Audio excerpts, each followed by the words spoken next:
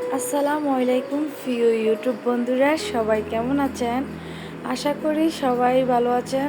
আল্লাহর অশেষ রহমতে আমরাও ভালো আছি। চলে আসলাম মুস্কান ফ্যামিলি থেকে আরও একটা নতুন ভিডিও নিয়ে। এই তো ঈদের ছুটি কাটানোর জন্য বাড়িতে চলে এসেছি। আর যেহেতু রাতে এসেছি তাই ওইরকম কিছুই শেয়ার করতে পারি নাই। আর পরের দিন সকালবেলা ঘুম থেকে উঠেই কাজে লেগে পড়েছি। আমার যে কাজের আপারা, মানে একজন ভাবি একজন আপা, দুজনকেই বলেছি আজকে আসার জন্য।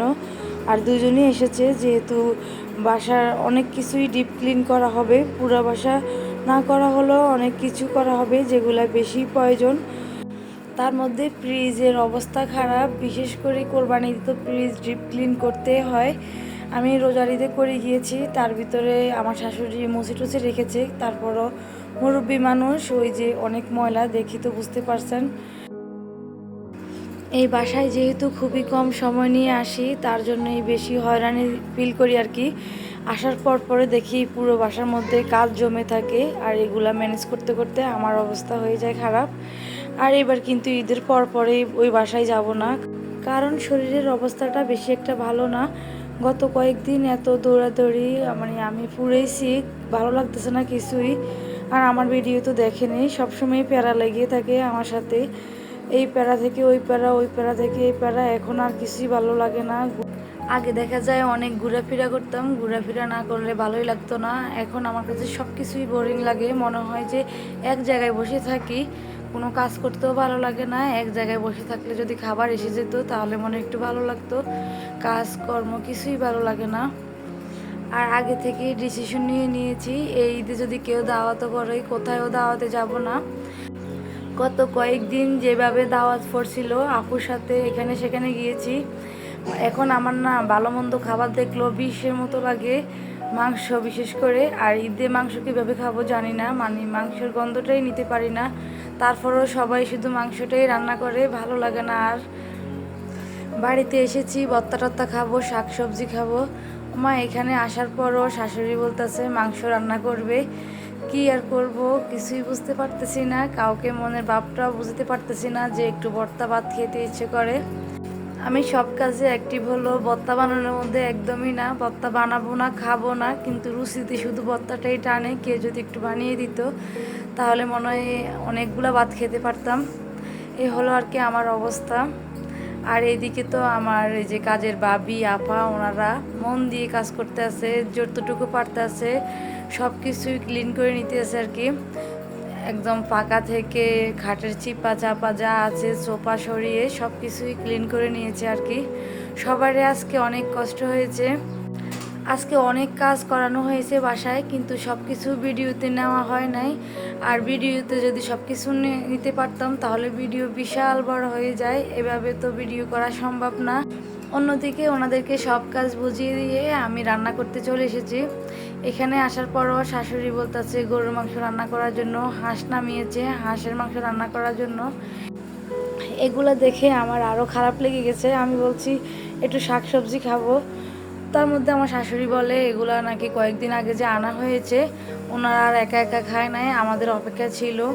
ভাবছে আমরা তার ভিতরে যাব আর কি, কিন্তু আমরা তো আর আসি নাই, ঈদের কয়েকদিন আগে এসেছি, তার জন্য লেট হয়ে গেছে।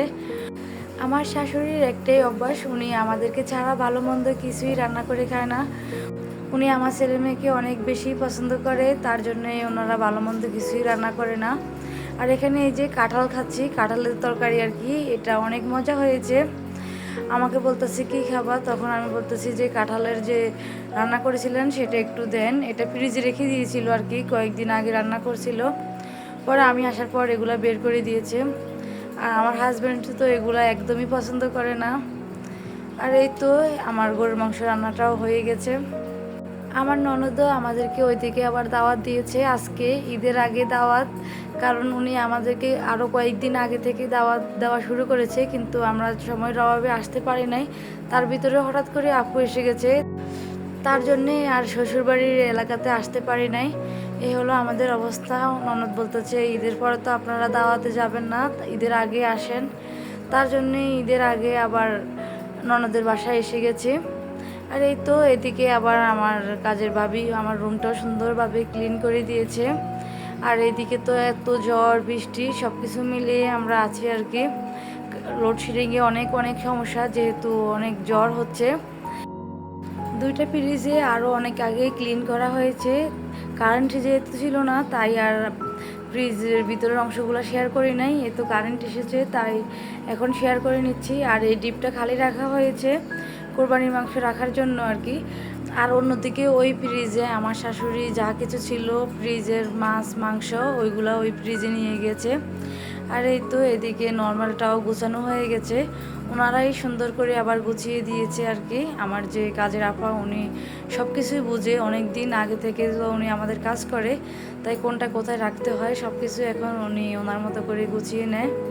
ওনার কাজ আমার কাছে অনেক ভালো লাগে, কিন্তু এখন আর উনি আমাদের কাজ করে না, কারো কাজই করে না। ওনার হাজব্যান্ড বলে দিয়েছে কাজ না করার জন্য। উনি এখন মাঝে মধ্যে আর কি আমি যদি বলি আমার এই কাজ সেই কাজ করে দেন, তাহলে আর কি করে দেয়, কিন্তু এখন রেগুলার আর আমাদের কাজ করে না। এখন ওনার বাইরের বউ আমাদের কাজ করে। আর এই যে মুস্কান রেডি হয়ে গেছে, মুস্কান রেডি হয়ে দেখেন কতটা স্টাইল করতে আছে। ও ওর ফুপির বাসায় যাবে, অনেক হ্যাপি, অনেক দিন পর ফুপির কাছে যাবে, তার জন্যেই ক্যামেরার সামনে এসে পোজ দিচ্ছে আর অনেক স্টাইল করতেছে। আমি তো অবাক মুস্কানের এই অবস্থা দেখে। ওরা যাওয়ার আগেই দেখেন এত ঝড় বৃষ্টি শুরু হয়ে গেছে, কি যে অবস্থা। বিশেষ করে আমি তো অনেক খুশি হয়ে গেছি এভাবে ঝড় বৃষ্টি দেখতে পেয়ে। কুমিল্লা থেকে এভাবে আলো বাতাস ফিল করা যায় না, কিন্তু আমার বাসা থেকে একদম শান্তশিষ্ট প্রকৃতি ফিল করা যায়। আর আমার তো এমনিতেই প্রকৃতি অনেক পছন্দ। ঝড় শুরু হওয়ার পরেই আমি পুরো বাসার লাইট ফাঁকা সব অফ করে দিয়েছি। সব কিছু অফ করে শান্তি মতো বাসা থেকে প্রকৃতির যে অনুভূতি, যে ভালোবাসা, সেটা অনুভব করলাম আর কি। খুবই ভালো লাগছিল। আর সাথে সাথে ক্যামেরা অন করে ইচ্ছে মতো ভিডিও করে নিলাম আর কি। আর এই যে এদিকে ঝড় শেষ হতে না হতেই আবার ঝুম বৃষ্টি শুরু হয়ে গেছে বাইরে। খুবই ভালো লাগলো এই দিনটা। আর এখানে আসার পর গত কয়েকদিন ধরেই ঝড় বৃষ্টি হচ্ছেই। একদিকে ভালো লাগে, অন্যদিকে আবার কোরবানির জন্য চিন্তা হচ্ছিল ঈদের দিন যদি এভাবে বৃষ্টি হয়, ঝড় হয়, তাহলে তো মানুষের অনেক ক্ষতিগ্রস্ত হয়ে যাবে। আলহামদুলিল্লাহ এবার ঈদে কিন্তু বৃষ্টি হয় না আমাদের এদিকে, জানি না অন্যান্য অঞ্চলে হয়েছে কি না, কিন্তু আমরা অনেক শান্তি মতো ঈদ কাটিয়েছি আলহামদুলিল্লাহ। সব কিছু মিলিয়ে খুবই ভালো লাগলো এবার ঈদটাও। এই যে এদিকে এত ঝুম বৃষ্টি হচ্ছে, জানালা কোনোভাবেই খোলা যাচ্ছে না, চিচাগুলো একদম রুমে এসে যাচ্ছে, তার জন্য এখানে আমি জানালা অফ করে দিয়েছি। আর আমার কাছে খুবই ভালো লাগছিল ওই সময়টাতে। আজকে ভিডিও করতে গিয়ে আমি পুরোই থিত হারিয়ে ফেলছি, কোন দিক থেকে শুরু করব, কোন দিক থেকে শেষ করব, কারণ জানলা দিয়েও অনেক সুন্দর বাইরের বৃষ্টি দেখা যাচ্ছে, আবার আমার রুম থেকেও অনেক সুন্দর বৃষ্টি দেখা যাচ্ছে। আমি ভাবছি ব্যালকনিতে অনেক চিচা আসে, তার জন্যই আমি ব্যালকনিতে যাই নাই। পরে ওমা ব্যালকনিতে যাওয়ার পর দেখতেছি চিচা আসতেছে না। দেখেন দুয়ার মতো বৃষ্টি হচ্ছে, ভিডিওতে বোঝা যাচ্ছে না। আর এত ঝড় হচ্ছে, ওই সময়টা আমার অনেক ভালো লেগেছে। আমি দাঁড়িয়ে দাঁড়িয়ে ভিডিও করে নিচ্ছিলাম, খুবই ভালো লাগলো ওই দিনটা। এত সুন্দর দিন পাবো সেটা কখনোই ভাবতেও পারি নাই। সব মিলিয়ে আলহামদুলিল্লাহ, আল্লাহর কাছে লাখো লাখো শুক্রিয়া। আল্লাহর দান অনেক সুন্দর, যেটা বাস্তবে না দেখলে বুঝতেই পারতাম না।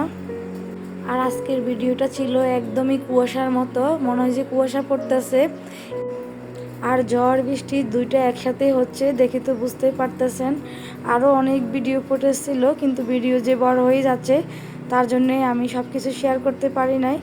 এই তো পরের দিন সকালবেলা আমার হাজব্যান্ড দোকান থেকে বাসায় এসেছে, তখনও অনেক বৃষ্টি ছিল, ঝড় ছিল।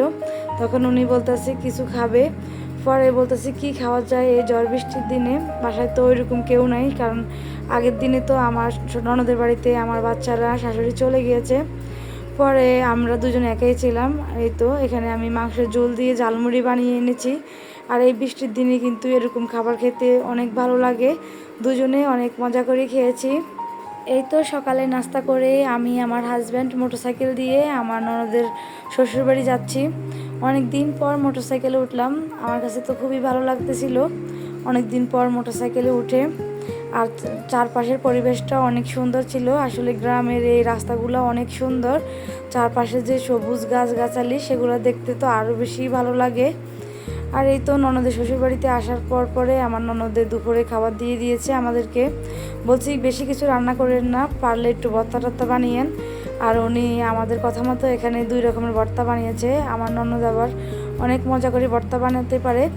এখানে সে কাঁঠালের বিচি, তারপরে কাঁকরোল, এগুলোর ভর্তা বানিয়েছে, সাথে আবার মুরগির মাংস, গরুর মাংস এগুলো রান্না করেছে। আমার তো ওইগুলো বেশি ভালো লাগে নাই, ভর্তা বাট যতটা ভালো লেগেছে। সবাই অনেক মজা করে খেয়েছি। তারপর আবার ননদের বাড়িতে এসে মেহেদি পরে নিচ্ছি, কারণ পরের দিন তো ঈদ, তাই এখানে বসে বসে মেহেদি লাগিয়ে নিচ্ছি আর কি। বিয়ের আগে একটা সময় মেহেদি পরতে অনেক ভালো লাগতো, কিন্তু বিয়ের পর ওইভাবে মেহেদি পরাই হয় না, ব্যস্ততার মধ্যেই সময় কাটছে। কিন্তু এবার ঈদে আমি মেহেদি পরছি, আমার কাছে খুবই ভালো লাগলো। এই যে 2 হাতে মেহেদি পরে নিলাম, সেম ডিজাইনেই 2 হাতে দেওয়া হয়েছে, আর খুবই ভালো লেগেছে। এইদিকে আমার ননদের বাসার সামনে ওর ছোট্ট একটা বাগান আছে, সেটাও আপনাদের সাথে একটু শেয়ার করে নিচ্ছি। বাগানের সামনে একটা লেবু গাছ ছিল, মাশাল্লাহ লেবু গাছে অনেকগুলা লেবু আছে। আর আমার তো গাছগাছালি অনেক পছন্দের, তাই আমি আবার আপনাদের সাথেও শেয়ার করে নিচ্ছি ওর কি আছে। আর আমার শাশুড়ি এদিকে গেট খুলে দিচ্ছে, বাগানে যাওয়ার জন্য একটা গেট দিয়েছে, ওই গেটটা খুলে দিচ্ছে। আমার ননদও গাছগাছালি লাগাতে অনেক বেশি পছন্দ করে। ও সব সময় এখানে গাছ টাছ লাগায় আর কি, অনেক সময় দেয় এই গাছগুলোর পিছনে। ও কিন্তু অনেক সময় রহিমানগরে থাকে, অনেক সময় শ্বশুরবাড়িতে থাকে, বেশি একটা থাকা পড়ে না। তারপরও অল্প সময়ের মধ্যে অনেক যত্ন নেয় এই গাছগুলার। আর ওর কলা গাছও আছে পাশেই, কলা গাছে মাশাল্লাহ অনেকগুলো চড়া আছে কলার। এই যে এই পাশে আবার নতুন নতুন আম গাছ লাগিয়েছে, আম গাছগুলো তো মাশাল্লাহ আম ধরেছে। এবার নাকি ওর অনেক আম ধরেছে, কিন্তু জ্বরে সব আম পড়ে গেছে। আমাদের ছাদ বাগানের মতো অবস্থা, আমাদের ছাদ বাগানেও এবার অনেক আম ধরেছিল, কিন্তু জ্বরে সব আম পড়ে গেছে। এইদিকে আমি ওনার বাগানটা ভিডিও করে নিচ্ছি, অন্যদিকে আবার আমার শাশুড়ি মা বিলাতি ধনিয়া পাতা তুলতে আছে। আমার কাছে তো ভিডিও করতে ভালো লাগে, আর তার জন্য আমি তো ভিডিও করি আর কি। আর এই তো শাশুড়ি মা অনেকগুলো বিলাতি ধনিয়া পাতা নিয়ে এসেছে, এগুলো নাকি আমাদের বাসায় নিয়ে লাগাবে। এই বিলাতি ধনিয়া পাতা দিয়ে কাঁঠালের বিচির ভর্তা বানালে কিন্তু অনেক ভালো লাগে। এই সিজনে তো কাঁঠালের বিচির ভর্তা খেতেই বেশি ভালো লাগে আর কি। আমার ননদ আর শাশুড়ি ওই দিন রোজা রেখেছে, কোরবানি ঈদ উপলক্ষে ওনারা রোজা রেখেছে। আর এই তো ওনারা ইফতার করার জন্য এখানে ভাজা পোড়াগুলো বেজে নিচ্ছে। আমাদেরও পছন্দ এরকম ভাজা পোড়া, তার জন্য এগুলো করলো আর কি। আর এখানে আমার ননদ সবার জন্য ইফতারিটা গুছিয়ে নিয়েছে, আর আমরা তো রাতে বাসায় চলে যাব সন্ধ্যায় আর কি। আমার শাশুড়ি ইফতারি খাবে, ইফতারি খেয়ে আমরা বাসায় চলে যাব। সবাই মিলে অনেক আনন্দ করে বাসায় চলে গেছি। আর আজকের ভিডিওটা এই পর্যন্তই, সবাই ভালো থাকবেন, আমাদের জন্য দোয়া করবেন। আল্লাহ হাফেজ।